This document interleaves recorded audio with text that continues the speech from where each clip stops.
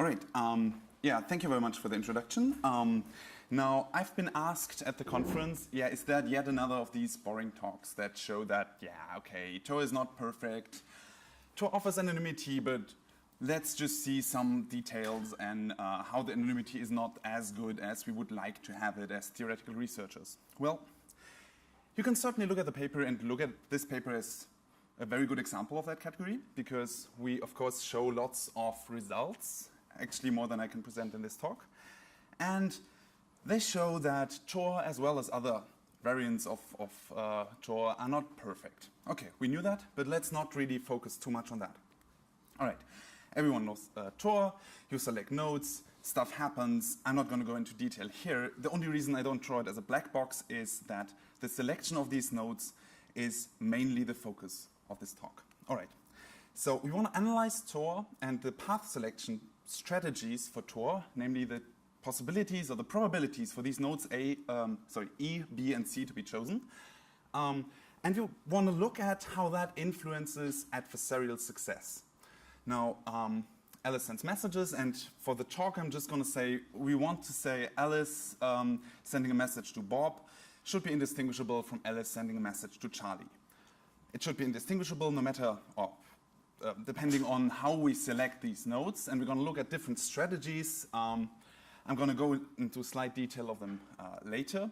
And we want them to be indistinguishable for a variety of adversaries that might control a group of Tor nodes that we specify via different metrics. For example, just a number of nodes, or any number of nodes as long as the combined bandwidth of the nodes is smaller than something, or any other such metric. Okay. Sorry for the definition here. We're going to use the AnoA definition of recipient anonymity. Also, we have sender and relationship anonymity in the paper. And it works as follows. It's kind of like a crypto game. Imagine like your int CPA game in encryption. We have an adversary. The adversary can compromise some Tor nodes in the beginning to set up the game, and then can control all Tor users. Can say, okay, now Alice, you send exactly this message to Bob. And Eve, you send a message to Charlie, and so on and so on. It can make some observations via the compromised nodes, and it can learn something and repeat the process and go on and on and on. At some point, it sends some challenge message. Now, that's where the dependency or the relation to the crypto games comes into play, because the challenger actually has some challenge bit B that the adversary doesn't know. And depending on this challenge bit, the observations the adversary is going to make or can potentially make are different, because if the bit is 0, then Bob actually sends a message. If it's 1, Charlie sends a message, right? This is the anonymity definition that we're going to use. And now we're going to try to show some cool things. Since this is kind of an advertisement talk, because we don't have much time to go into detail, I'll just talk a little bit about comparisons of what we're doing better than stuff we did before. The adversary, of course, has to guess the challenge bit, right? I guess you guys assumed that already. Now, there was already work at CCS 14 against an adversary, or for an adversary that has at most k nodes for some number k, and for Tor's path selection algorithm back then, you input the Tor consensus, you say what k is, then it runs for a very short time and outputs some guarantees that are a little bit over-approximated. Okay, cool. So what can we do better? We give it a new name. We put a 2.0 there, for example. And now if you want to have different adversaries, you can just say, okay, well, cool, let's choose adversaries. Yeah, let's choose an adversary with a total bandwidth. Let's choose an adversary that has all nodes in Germany. Let's choose an adversary that has, maybe the most controversial one, a monthly budget of some number to rent Tor servers, which would mean it, of course, compromises existing servers, but has to pay for them, has to pay for their upkeep.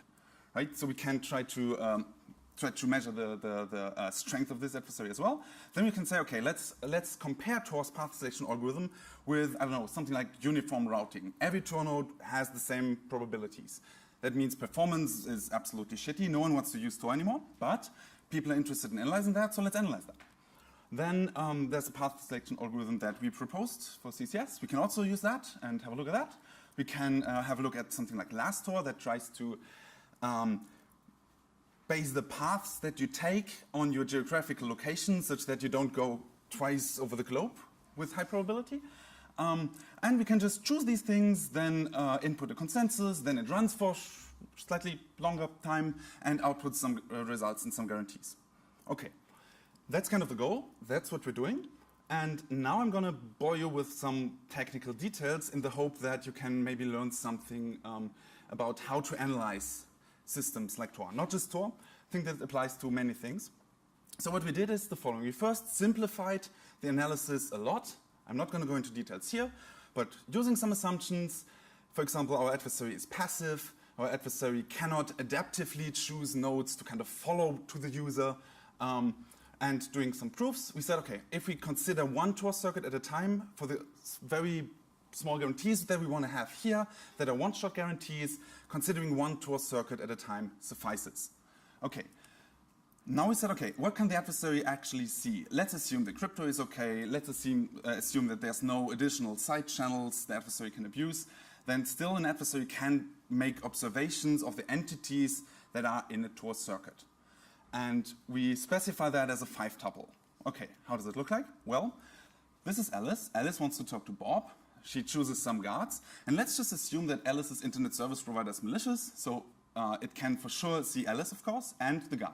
So from the perspective of Alice's internet service provider, even without doing any packet inspection or anything, that's definitely something it can see, right? So our observation would say, well, okay, there's Alice, there's this specific guard node, and some stuff I can't see. We have some special symbols for things I can't see. All right. If instead the middle node of a circuit is compromised, it can, of course, see both entry and guard. Can't see the sender and recipient. This would be the observation. All right. If guard and exit are compromised, well, we are not very lucky, but they can see everything. So the observation is comprised of everything that is connected to this Tor circuit. All right. What do we do then? We say for every such observation, for every 5-tuple there is, if this 5-tuple is more likely if the bit is 0 than if the bit is 1, that's bad, right? Because that means the adversary can learn something from the 5-tuple. Even if it cannot completely and immediately break anonymity, it can infer information about the recipient, just because the probabilities are different. So if we just for a second assume that we know which nodes are compromised, then we can, for every single node, for every single observation, calculate the probability that this particular set of nodes, compromised nodes, makes this observation if the challenge bit is 0, so if Alice sends a message to Bob. Right? We can do the same for a challenge bit being 1. And then we can compare these probabilities. We can say, well, okay, this is the impact of that one particular observation. Right? We can do that for every single observation. We can sum up the impacts and get the advantage the adversary has in distinguishing the challenge bit, in winning the game. Right? Okay, that's very cool. We would be done. But unfortunately, we don't know which nodes the adversary wants to compromise. We could check every subset, which in practice takes a little long. So we said, okay, let's over-approximate that here. Let's just say we find out the impact of each and every single Tor node, and we magically assign impacts of Tor nodes. If we have that, we can rank them, and we can find out which are the weakest points the adversary can attack to get the maximal advantage. Okay, how do we do that? Well, we go over every possible observation. Then we say, okay, who actually can make this observation? An observation of this form can be made exactly if the middle node is compromised. If additionally the guard was compromised, the observation would include the sender as well, right? So we can say, okay, this is made by the middle node. We calculate the impact of this small observation, and we just attach it to the middle node. We do that over every possible observation, and in the end we get for every node some small impact value, how much this node impacted the observation advantages that the adversary could have. You still with me? Okay. I just assume that your silence means yes, and continue. So now we have for every node some small tag. Of course, in some cases it's more complicated. Please have a look at the paper for that. And now we say, okay, how can we get all these different types of adversaries we're interested in? We do that by saying, well, in addition to the advantage you have for a node, or this impact, we attach a cost to every node, some cost f. We have a function that gives each node a cost. And now the adversary has a budget. And if it wants to compromise node B, well, we deduct that cost from the budget. And we do so for every node it wants to compromise. That's how an adversary can win, and that's how we measure adversaries. What we do then is we try to find the maximal set that is still satisfying this budget, and then we just sum over the advantages of the nodes in this set. And I just claim that this can be easily, or more easily approximated than considering every possible set. All right. Now, since this is advertisement anyway, please have a look at the paper for the slightly more complex formula at how actually we do things, because it's actually, you actually have to take care of a couple of very interesting side conditions. And also have a look at the technical report for the very exciting 17 pages of proof that are interesting because the adversary can learn stuff if he does not make observations. Right? That is something we also have to capture that made the proof kind of complicated. If the adversary has a slightly lower probability of not seeing something, then of course that also helps in figuring out who the recipient of a message is. Okay, now we've done that. We don't have much time left. We can look at graphs. There's graphs. This is graphs for Tor. This is graphs for comparing Tor with other path selection algorithms. Let's just look at a couple of small examples for that. This is again recipient anonymity. And we see here a comparison of the uniform path selection algorithm with Tor's path selection algorithm. Selector, that's an add-on that just restricts, allows you to restrict yourself to a specific exit node country. Then distributor, our thing, and two variants of last Tor, one where the recipients are close by, one where they are further away. And what you see here is, in layman terms, if it's below 0, that means they performed better than Tor against these adversaries. If it's above 0, it performed worse against Tor. So the adversary had a better chance of winning. And we can see that for k-node adversaries, something like uniform distribution is of course optimal, right? The adversary has a fixed number of nodes, and if you choose uniformly, of course the adversary has a smaller chance of winning. Similar for last Tor, because the variants we used were within clusters kind of uniform. If we're talking about bandwidth, it's a completely different picture, right? And then we can analyze the countries and how much impact countries have. What we can see here is that the US, if you only chose exit nodes from the US, kind of wins. That was expected. And you can also see some other cool correlations, some other cool things. You can see what happens if the adversary has a monetary budget. You can now finally compare these path selection algorithms to Tor's path selection algorithms and to each other. That's very cool. Okay, one thing I want to say before I have to shut up is the transition phase. Imagine the following scenario. Alice comes and says, hey, cool, look, there's this great new path selection algorithm. I'm totally going to use that. I'm going to be much more secure. And Bob is like, I don't know, Alice. Are you sure? It's new. We didn't test it. I'm going to stick to the standard for now. And what happens here is that now these two users become easily distinguishable because the path selection algorithms, if they are different in the way they choose nodes, this is going to show. The adversary is going to notice these differences in probabilities. In graphs, we see values are pretty high.